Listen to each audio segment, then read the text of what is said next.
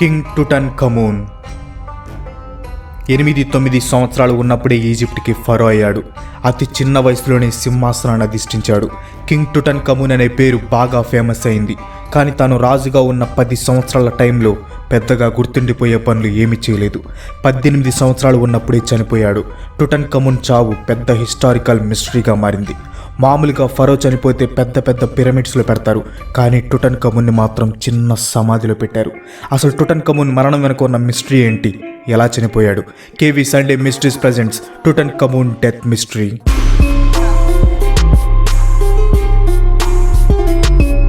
1922 Egypt. Howard Carter అనే Egyptologist తీవ్రమైన అసహనంలో ఉన్నాడు. కొన్ని నెలల క్రితం లార్డ్ కార్నార్వన్ అనే ఫైనాన్షియర్కి ఒక లేఖ పంపించాడు. ఈజిప్ట్ ఎడారిలో బాగా తవ్వకాలు జరిపాం, కానీ చెప్పుకోదగ్గ విషయం ఏమీ బయటపడలేదు. ఈసారి కూడా నిరాశే మిగిలింది అని ఆ టెలిగ్రాఫ్లో చెప్పాడు. దానికి లార్డ్ కార్నార్వన్ రిప్లై ఇచ్చాడు, నీకు ఇంకో లాస్ట్ టైం ఫండింగ్ ఇస్తున్నాను.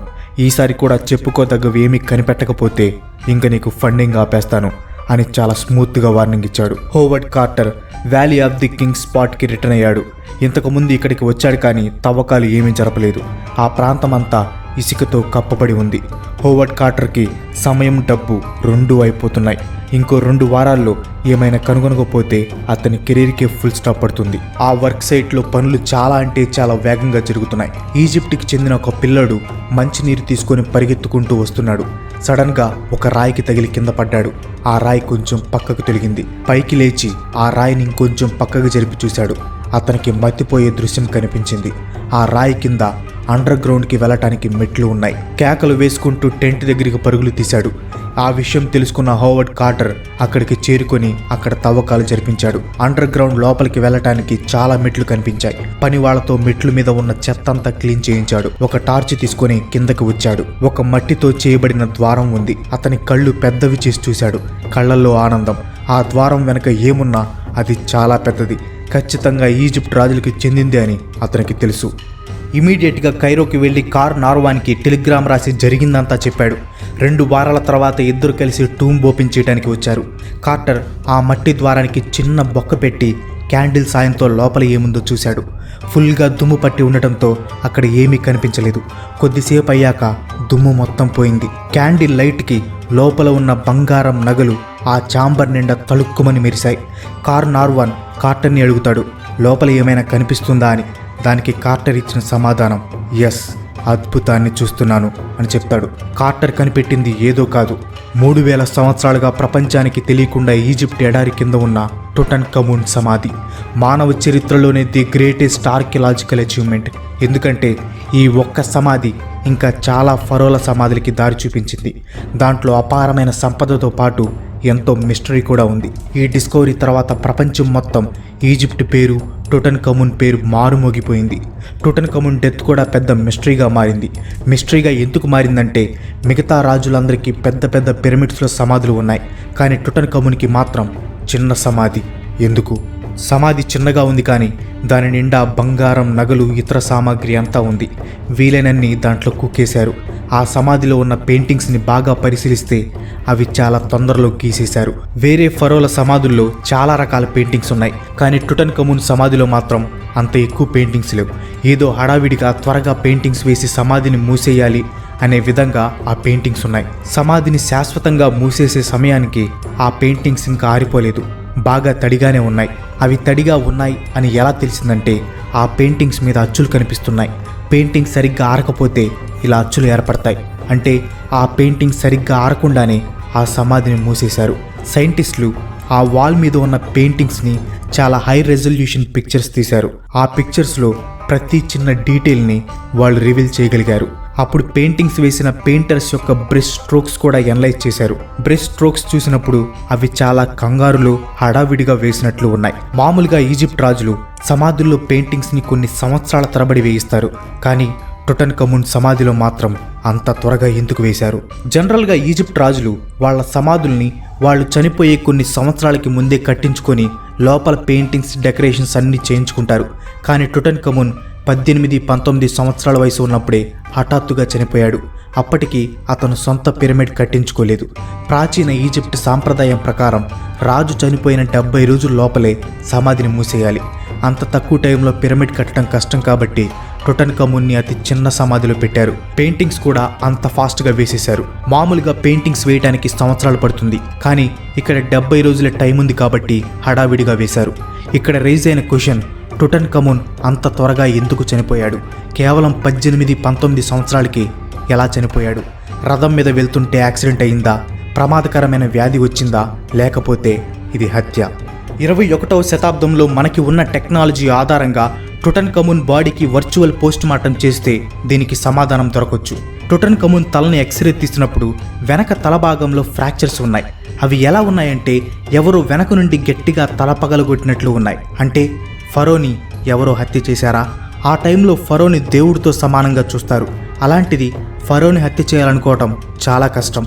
టుటన్ఖమూన్ని హత్య చేయాలంటే చేసిన వాళ్ళకి చాలా గట్టి ఉద్దేశం ఉండాలి. టుటన్ఖమూన్కి ముందు ఈజిప్ట్ ఫరో తన తండ్రి ఎకనాటన్ ఆ టైంలో మతపరమైన విప్లవాన్ని తెచ్చాడు. ఒకే దేవుణ్ణి పూజించాలి, అది కూడా ది ఏటెన్ దేవుణ్ణి అని రూల్స్ పెట్టాడు. నైల్ రివర్కి 10 కిలోమీటర్ల దూరంలో ఎడారిలో ఒక అద్భుతమైన నగరాన్ని నిర్మించాడు. నగరం మధ్యలో ది ఏటెన్కి గుడి కట్టించాడు. ఇక్కడ కొత్త నగరం నిర్మించటమే కాదు, ఒక కొత్త మతాన్ని కూడా నిర్మించాడు ఎకనాటన్ తీసుకున్న ఈ నిర్ణయం అతనికి చాలా మంది శత్రువుల్ని తెచ్చిపెట్టింది. ఎకనాటన్ చనిపోయిన తర్వాత అతని కొడుకైన టుటన్ఖమూన్ అధికారంలోకి వచ్చాడు. తండ్రి నుండి వారసత్వంగా కేవలం అధికారాన్నే కాదు, కష్టాల్లో ఉన్న రాజ్యాన్ని, శక్తివంతమైన శత్రువుల్ని కూడా పొందాడు. కొన్ని కథనాల ప్రకారం అధికారాన్ని చేజిక్కించుకోవడానికి లేదా ఎకనాటన్ మతపరంగా పెట్టిన రూల్స్ని చెరిపేయటానికి టుటన్ఖమూన్ సొంత సలహాదారులే అతన్ని చంపేసి ఉంటారు. అకాల మరణం, తల మీద గాయం, చంపటానికి కావలసిన గట్టి ఉద్దేశం, ఇవన్నీ చూస్తుంటే టుటన్ఖమూన్ చంపబడ్డాడని చెప్పడానికి గట్టి ఆధారాల్లాగే ఉన్నాయి. కానీ 3000 సంవత్సరాల నాటి టుటన్ఖమూన్ బాడీకి వర్చువల్ పోస్ట్ మార్టం చేసినప్పుడు అది మర్డర్ అని చెప్పడానికి కష్టంగా ఉంటుంది. వర్చువల్ పోస్ట్ మార్టం చేసిన తర్వాత వాళ్ళకు అర్థమైన విషయం, అతని శరీరం మీద ఇంకా చాలా ఫ్రాక్చర్స్ ఉన్నాయి, కానీ అవి చనిపోవడానికి ముందు జరిగిన ఫ్రాక్చర్స్ కాదు. తల దగ్గర ఉన్న ఫ్రాక్చర్స్ చూస్తే విరిగిన చిన్న ఎముకలు ఇంకా అక్కడే ఉన్నాయి. దీని అర్థం ఒకవేళ చనిపోక ముందు ఆ ఫ్రాక్చర్స్ అయ్యి ఉంటే బాడీని మమ్మిఫికేషన్ చేసేటప్పుడు ఆ చిన్న ఎముకలు మమ్మిఫికేషన్ చేయడానికి ఉపయోగించిన పదార్థాల్లోకి వెళ్ళిపోయేది. ఆ పదార్థం పుర్రె లోపలికి వెళ్ళిపోవాలి, కానీ ఇక్కడ అలాంటిది ఏమీ జరగలేదు. దీని అర్థం ఈ ఫ్రాక్చర్స్ మమ్మిఫికేషన్ అయిన తర్వాత జరిగి ఉంటాయి, కానీ ముందు మాత్రం ఖచ్చితంగా కాదు. అంటే టుటన్ఖమూన్ని ఎవరు తల మీద కొట్టి చంపలేదు, అది 100% మనం చెప్పొచ్చు. మరి ఇది హత్య కాకపోతే ఇంకేమై ఉంటుంది? మొదట హోవర్డ్ కార్టర్ ఈ మమ్మీని డిస్కవర్ చేసి దాన్ని తరలించేటప్పుడు బాడీకి చాలా డ్యామేజెస్ అయ్యాయి, కానీ ఒక దగ్గర మాత్రం టుటన్ఖమూన్ చనిపోకముందే ఫ్రాక్చర్ అయింది, అదే మోకాలి దగ్గర. అది కూడా అతను చనిపోవటానికి కొన్ని రోజుల ముందే.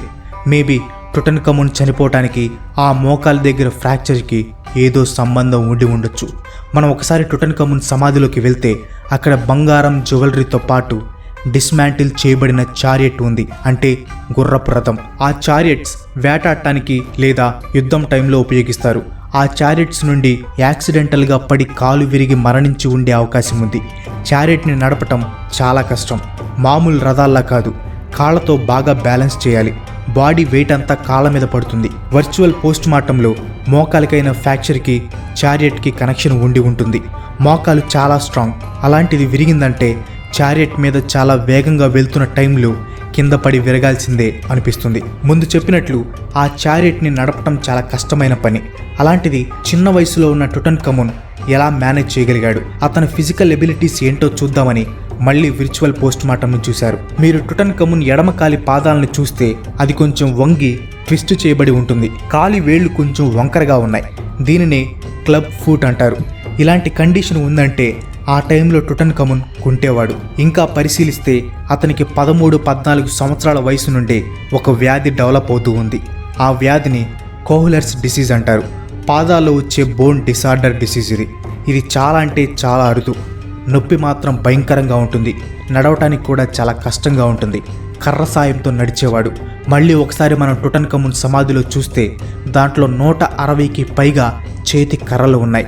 అంటే దాని అర్థం టుటన్ఖమూన్ చాలా నొప్పిలో ఉన్నాడు. నడవటానికి ఇబ్బంది పడేవాడు, చేతికర్ర సాయంతో నడిచేవాడు. దీన్ని బట్టి చూస్తే మనం ముందనుకున్న చారియట్ యాక్సిడెంట్ తప్పవుతుంది. ఎందుకంటే చారియట్ని బ్యాలెన్స్ చేయడం కష్టం, టోటల్ బాడీ వెయిట్ కాలు మీద పడుతుంది. ఇలాంటి పరిస్థితుల్లో టుటన్ఖమూన్ చారియట్ని నడపటం అసలు అసాధ్యమే కదా. ఫోరెన్సిక్ రీకన్స్ట్రక్షన్ టెక్నిక్ని యూజ్ చేసి టుటన్ఖమూన్ ఫేస్ని, మొత్తం బాడీని రీకన్స్ట్రక్షన్ చేశారు. ది గ్రేట్ ఫరో టుటన్ఖమూన్ ఇంచుమించు ఇలాగే ఉండేవాడు.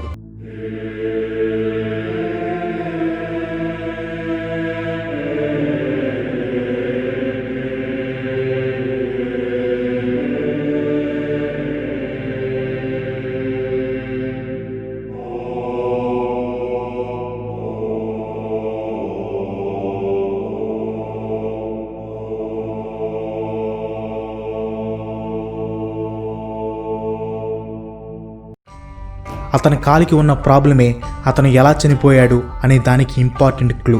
ఇది ఇంకొన్ని అనుమానాలకి తావు ఇచ్చింది. మేబీ ఈ వ్యాధి జన్యుపరంగా వచ్చి ఉంటుంది. వాళ్ళ ఫ్యామిలీలో ఎవరికైనా ఇది ఉందేమో. వాళ్ళ ఫ్యామిలీ బ్యాక్గ్రౌండ్ని పరిశీలిస్తే మనకేమైనా ఆధారాలు దొరకవచ్చు. 10 పాపులర్ రాయల్ మమ్మీస్ మీద DNA పరీక్షలు చేశారు. అందులో ఒకరి DNA టుటన్ఖమూన్తో మ్యాచ్ అయింది. అతనే ఎఖనాటన్. ఎఖనాటన్ టుటన్ఖమూన్ ఫాదర్ అని మనకి ముందే తెలుసు. ఎలా అంటే ఎఖనాటన్ తర్వాత టుటన్ఖమూన్ రాజయ్యాడు కాబట్టి. కానీ ఇప్పుడు DNA పరీక్షల వల్ల అది కన్ఫర్మ్ అయింది. సగం తెలుసుకున్నాం. ఇప్పుడు అసలు పరీక్ష టుటన్ఖమూన్ తల్లి ఎవరు. అతి విలాసవంతమైన ఒక పిరమిడ్స్లోకి వెళ్లారు. ఆ పిరమిడ్ ఎమెన్హోటెప్ IIది. అదే పిరమిడ్లో ఇంకా కొన్ని రాయల్ మమ్మీస్ ఉన్నాయి. వాళ్ళకి టుటన్ఖమూన్ ఫాదర్కి ఏమైనా లింక్ ఉండే అవకాశం ఉంది. మొత్తం 3 బాడీస్ ఉన్నాయి. Elder lady, younger boy, mysterious younger lady. చాలా కాలం వరకు ఈ యంగర్ లేడీ ఎవరనేది ఎవరికి అర్థం కాలేదు. కానీ తర్వాత తానే కింగ్ టుటన్ఖమూన్కి తల్లై ఉంటుందని అనుమానం వచ్చింది. ఆమె ఎవరు ఎక్స్ప్లెయిన్ చేయడానికి తన సమాధి మీద ఎలాంటి బొమ్మలు లేవు. కానీ ఉన్న ఒకే ఒక ఆధారం తన DNA. ఈసారి మైటోకాండ్రియల్ DNA మీద పరిశోధనలు చేస్తున్నారు. ఇది కేవలం తల్లి నుండి మాత్రమే వస్తుంది. 2 మ్యాచ్ అయితే యంగర్ లేడీయే టుటన్ఖమూన్కి తల్లిని డిసైడ్ అవ్వచ్చు. ఈ యంగర్ లేడీ బాడీ చూస్తే ఆమెకి ముఖం మీద చాలా పెద్ద దెబ్బ ఉంది.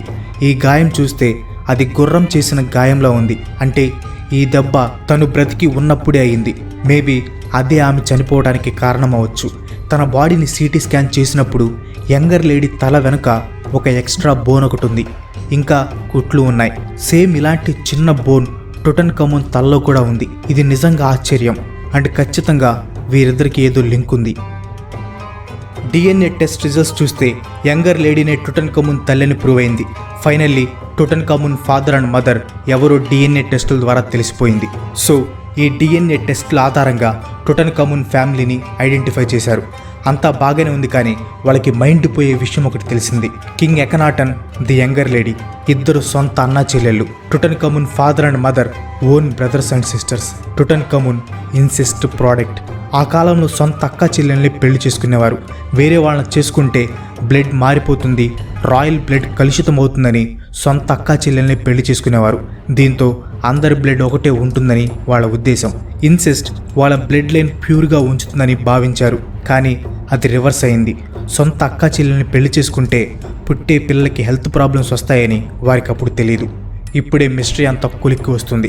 అకాల మరణం, హడావిడిగా అంత్యక్రియలు, మోకాలికి పెద్ద ఫ్రాక్చర్, వ్యాధి వల్ల ఘోరంగా మారిన ఎడమకాలి పాదం, అందులో ఇన్సెస్ట్. ఇలా వ్యాధులు రావడానికి ఎక్కువ ఛాన్సెస్ ఉంటాయి. టుటన్ఖమూన్ కానీ, ఎఖనాటన్ కానీ, వాళ్ళ పూర్వీకులు కానీ చాలా వరకు అందరూ యంగేజ్లోనే చనిపోయారు. వారందరికీ వంశ పారంపర్యంగా సమస్యలు వస్తూనే ఉన్నాయి. ఎఖనాటన్ స్టాచ్యూ చూస్తే సేమ్ ఆడమనిషిలా ఉంటుంది. కారణం హార్మోనల్ ఇంబ్యాలెన్స్. ఇలా దాదాపు అందరు రాజులకి ఏదో ఒక సమస్య ఉంటూనే ఉంది. ఈ ఫ్యామిలీ ప్యాటర్న్స్ అన్ని క్లూస్ పరిశీలించిన తర్వాత సైంటిస్టులు ఇచ్చిన ఫైనల్ కంక్లూజన్ టుటన్ఖమూన్కి టెంపోరల్ లోబ్ ఎపిలెప్సీ ఉంది. ఎపిలెప్సీ బ్రెయిన్లో హెల్యూసినేషన్స్ వచ్చేలా చేస్తుంది. హార్మోన్ ప్రొడక్షన్స్లో తేడాలు వస్తాయి. మూర్ఛ వచ్చేలా చేస్తుంది. కొన్నిసార్లు మూర్ఛలు పెద్ద ప్రమాదానికి దారితీస్తాయి. పెద్ద ఫ్రాక్చర్స్ కూడా అవుతాయి. అంటే టుటన్ఖమూన్కి ఎపిలిప్టిక్ వ్యాధి ఉంది. కానీ దానికి ట్రీట్మెంట్ లేదు. ట్రీట్మెంట్ లేకపోతే ఇదే ఇంకా ఎక్కువ అవుతుంది. మూర్ఛలు ఎక్కువగా వస్తాయి. తెలియకుండా పడిపోతారు. అన్ఎక్స్పెక్టెడ్గా యాక్సిడెంట్స్ జరుగుతాయి. అన్ఎక్స్పెక్టెడ్గా ఫ్రాక్చర్స్ కూడా అవుతాయి. టుటన్ఖమూన్ చావుకి ఎపిలెప్సీ కారణం కాదు. ఎపిలెప్సీ వల్ల మోకాలి దగ్గరైన ఫ్రాక్చర్ వల్ల బ్లీడింగ్, ఇన్ఫెక్షన్స్ అన్నీ అవుతాయి. ఆ ఇన్ఫెక్షన్స్ ఎక్కువయ్యి టుటన్ఖామున్ చనిపోయి ఉంటాడు. 9 సంవత్సరాలకి రాజయ్యాడు. 19 సంవత్సరాలకి చనిపోయాడు. 3000 సంవత్సరాల తర్వాత the young pharaoh, the great king Tutankhamun death mystery వీడింది. KV Sunday mysteries file 2 mystery solved. Next Sunday mysteries file 3లో ఛత్రపతి శివాజీ డెత్ మిస్టరీ గురించి మాట్లాడుకుందాం. That's all for today. ఈ వీడియో మీకు నచ్చితే లైక్ చేయండి, షేర్ చేయండి. నెక్స్ట్ వీడియో మిస్ కావద్దు అనుకుంటున్నా ఛానల్కి తప్పకుండా సబ్స్క్రైబ్ అవ్వండి. ఇంకో మంచి ఎపిసోడ్తో మీ ముందుకు వచ్చేస్తాను. అంతవరకు సెలవు. Bye bye.